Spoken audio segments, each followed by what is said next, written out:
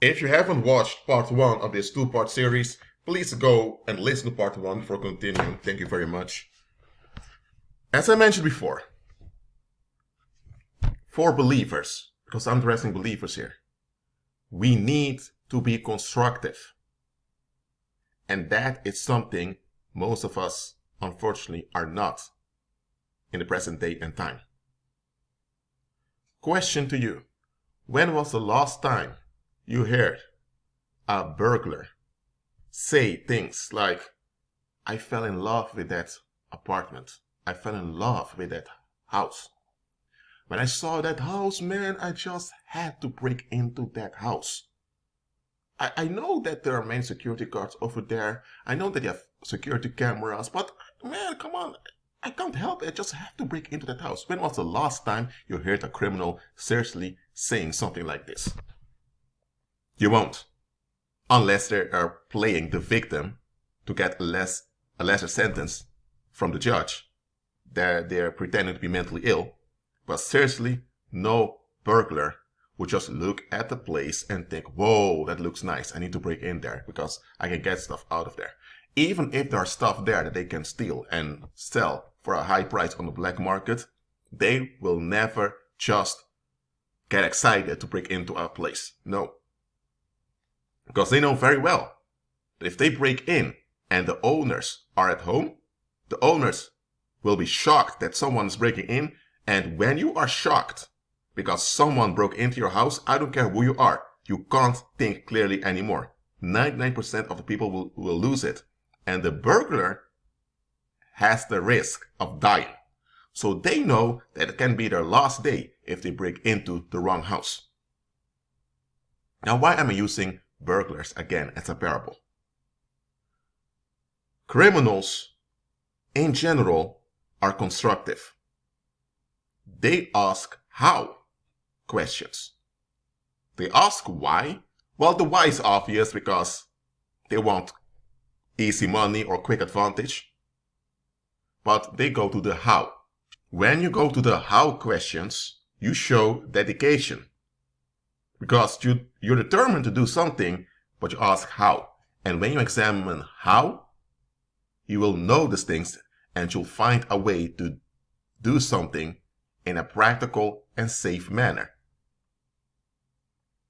When it comes to daily life, believers should outdo the constructive attitude of both criminals and pagans. Too often, believers, without us being aware of it, we grant opportunity to evil to manifest. We don't do it on purpose. So I'm not accusing anyone. Most of us aren't even aware we're doing it. How do we grant opportunity to evil to manifest itself when we don't have the leverage in daily life? Believers should be the ones on the earth having all the leverage all the time. Why? Because we walk by faith. We are the co-heirs of the earth. So if we are the heirs of the earth, if after the resurrection we'll inhabit the earth forever, in an absolute state of joy, that means that we should have a confident expectation of good during this lifetime, at all times, and because of that, we ask constructive questions. We ask constructive questions because we know who our provider is. Because we know who our provider is, and we know that we have free provision from Him to the Holy Spirit, we ask how questions. How questions are intelligent questions that seek to figure out the context of the situation before you act within the situation. That's how believers ought to be. However, what often happens is that believers, instead of having the leverage at all times, we tend to be oppressed by society, oppressed on the workplace, oppressed in the community, oppressed at church. Believers tend to be oppressed. While this should not be the case at all. Yes, Christ said, in the world ye shall have tribulation, but be of good cheer. You hear that? Be of good cheer, because I've overcome the world. Christ said, I gave you power to trample upon scorpions and serpents and upon the whole camp of the enemy. You heard that? The whole camp of the enemy. And nothing shall by no means harm you. So nothing by no means shall harm you. It doesn't mean that you won't go through stuff, but nothing shall by no means harm you. That's a promise. That's a given. So that means that believers should have the leverage at all times. And because we have the leverage, we don't have to prove ourselves. We don't have to use manipulative coercion on people. Why don't we don't have to? Because we have the leverage, and the leverage works on our behalf.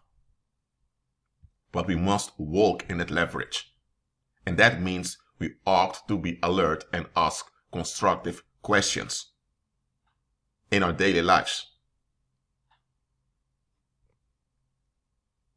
Don't you know that worldly people grant opportunities to evil spirits all the time?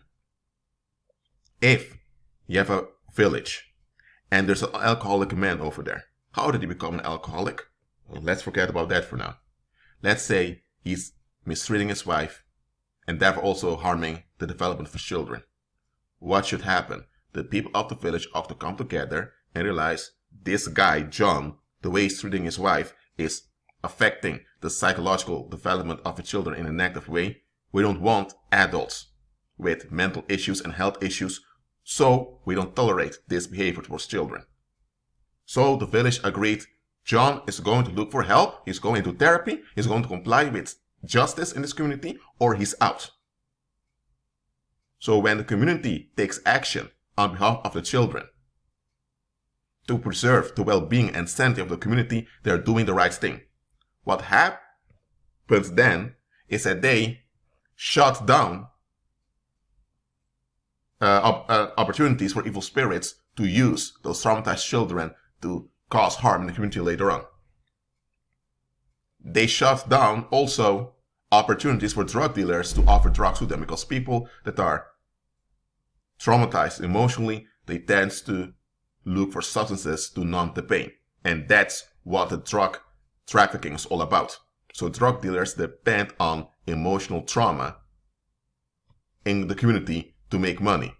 So by dealing with the dysfunctional households, they've shut down the door for drug dealers to get a hold on their community. They've shut down the door to criminal syndicates. They also shut down the door to cults that would come and take advantage of wounded people. So, by the community being constructive and practical, with everyone's long-term well-being in mind, by them doing this, they've shut down the door to a lot of evil. But what if in that community nobody addresses the father nor the mother, because the mother puts up with the danger against her and her children? The mother should realize, hold on a minute, if my husband is out of line and if he's dangerous, I need to separate from him, not only for myself, but also for my children. The children have no option who their parents would be. She had an option who to sleep with and who to stay with. So she must take responsibility for her actions and also consider her children who had no choice. That's her responsibility. And it's the obligation for the community to guard the children as well as the safety of the whole community together. Especially children, because they had no choice. They should look after their own adults, but especially the children. What if the community doesn't do anything? Now, instead of dealing with the parents, now deal with the children. They tell the children, you just honor your mother and father. So now they expect the children to suck up all the danger that was done onto them and to blame themselves. So now you will have adults later on who are embittered against the community, but society rewards you if you look down on scapegoats. So now society is breeding pathological narcissists. Those children didn't come out of the womb as pathological narcissists. They were made into pathological narcissists by the community that enabled harm on them. And of course, those individuals had their own options. Don't get me wrong, it's not just the community. They cling onto the dark side themselves also, but the community made it possible and attractive to them to cling onto the dark side. So the community brought forth a pathological narcissist or a compulsive liar. And now, that narcissist which community brought forth is now targeting other people. And now demons are activated. What happened now? The community refused to be constructive. And because they refused to be constructive, they've granted many opportunities to evil spirits as well as to human predators. They bred predators themselves by enabling child abuse. Yet, those same people that grant opportunities to evil spirits and to human predators, even breed human predators by their neglect, those same people will play the victim when the harm that they've contributed to manifests and backfires onto them. They are reaping what they've sown. But they don't want to see this. Why? Because the reaping comes a bit later than the sowing. So they often don't see the connection between the dangers that are unfolding in the community and their own neglect. But even if you would show them the connection, they would refuse to take responsibility. Now they want all attention to go to those monsters that came forth of their community, without them having to explain how those monsters came into being or how those monsters could have developed so easily in their community. This is how it goes in the world. Believers should not be like this. Another example. Let's say you're at a place and suddenly there are some people looking angry at you. And you later hear that they don't like you, they've been talking bad about you, they can't stand your attitude. What's going on? Those people are projecting. They have their terms that they're holding on to, and anything that doesn't reflect their terms to become upset with. So they have a mental disorder that they can't be flexible within reality. That's them, but they don't want to face themselves. So now they look for someone to have some reason to hate. That's what's going on. Now, in the world, they tell you to just avoid such people or to find a way to cope with what they're doing. Believers shouldn't do that.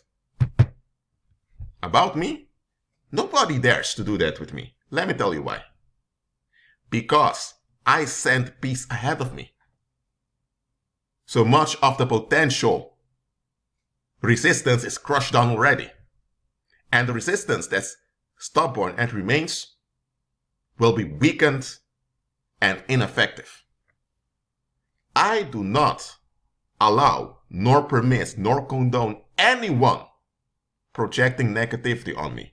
I do not allow, nor condone, nor agree with anyone having any negative will against me.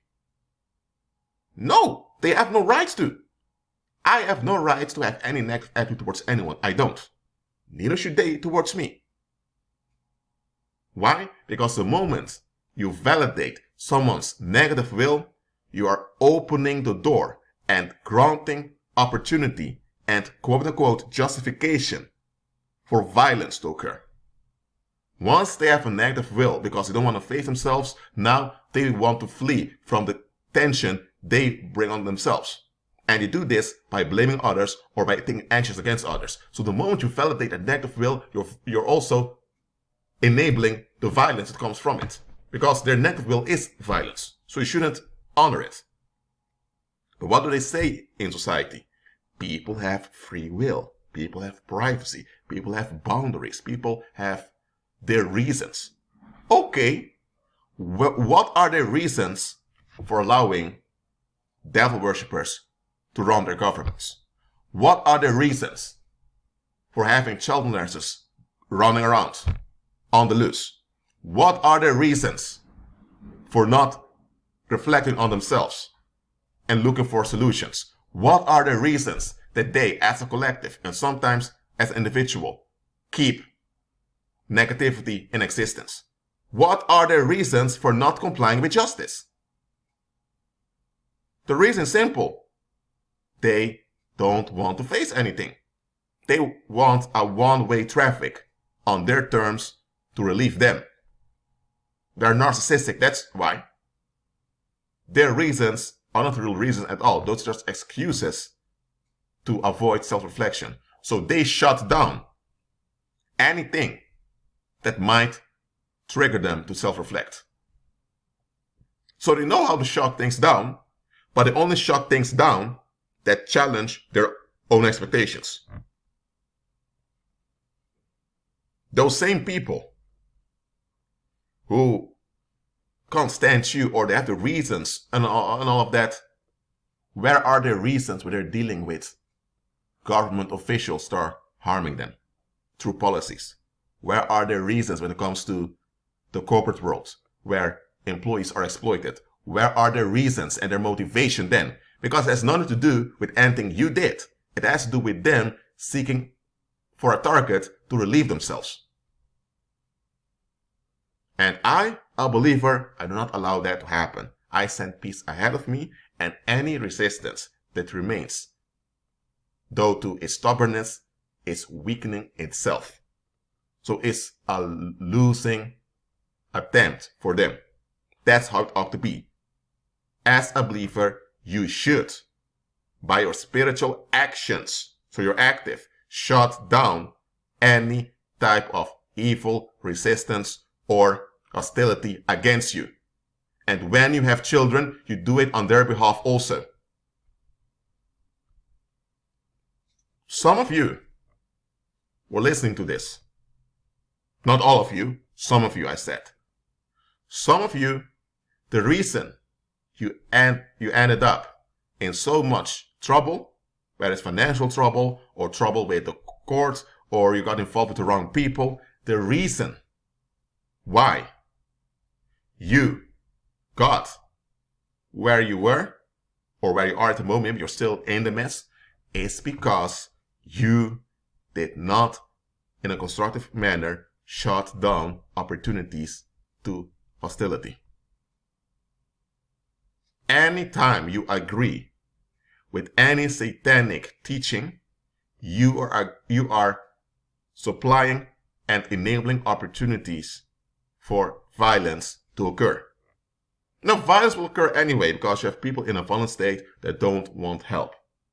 Okay, you have them around. So violence will happen until Christ returns. Don't get me wrong. But just because you can't stop violence from happening doesn't mean that you can't shut down opportunities for violence. And many of you stayed way too long in certain relationships than you should.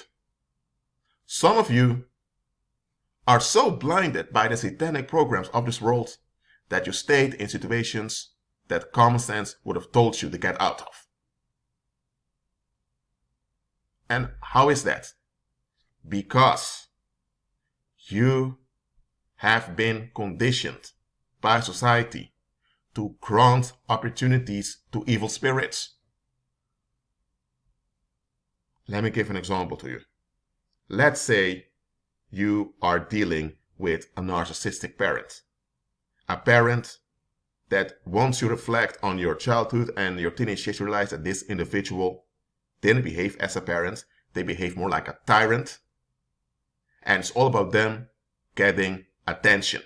They're often playing the victim at your expense, and you have a lot of people supporting it. Now, once you see this, you didn't see it before, and it's not your fault that your parent turned out that way. Absolutely not. It's a community also that enables your parent to be that way, so the community is responsible for their progression in darkness because they've enabled it. It's not you. The moment you notice this, you should realize, okay, this individual is dangerous, so I'm going to keep my distance, and if necessary, I'll break all contact, if necessary. It hurts that one of my parents is like this, but hey, if that's what they are, that's what they are. I acknowledge the fact, but I won't endorse nor condone the fact that that's the way they are. They shouldn't be like this. But if that's the way they are, that means that they are carrying and enabling danger. I need to keep my distance, especially if you have children. You must consider your children, or if you have any other function where you have people in your care. That is common sense revealing onto you, you need to get out of that relationship, you need to get out of that situation. But many of you were brainwashed by pagan Christianity or by just playing by society that it doesn't matter how bad, ugly, nasty, violent, or even plain evil a parent is or a relative, because they are a parent or a relative, it's your obligation to deal with them for life. And it's your fault if you're harmed. So you must carry the blame and they carry the ease. That's what society expects of you. Huh? Do you see how dumb that sounds? So you're told by society to grant opportunities for predators to harm you. And there are two ways you do that. Either by just opening yourself up so that anyone can just exploit you, or by using violence to counter violence. That's what they call self-defense. Self-defense is violence. It's violence to counter violence, but it's still violence, so you're still stuck in the negative. What should you do then? Should you just flee all the time? No. You should deal with things in a constructive way to outdo the danger against you. You overcome evil with good by seeing what the evil is you're dealing with and now taking constructive actions to weaken and cause that evil to self-destruct. That means you need to be attentive and alert. You need to be constructive. You can only be constructive if you're positive-minded. You can't be negative-minded and overcome negativity. It's not going to work.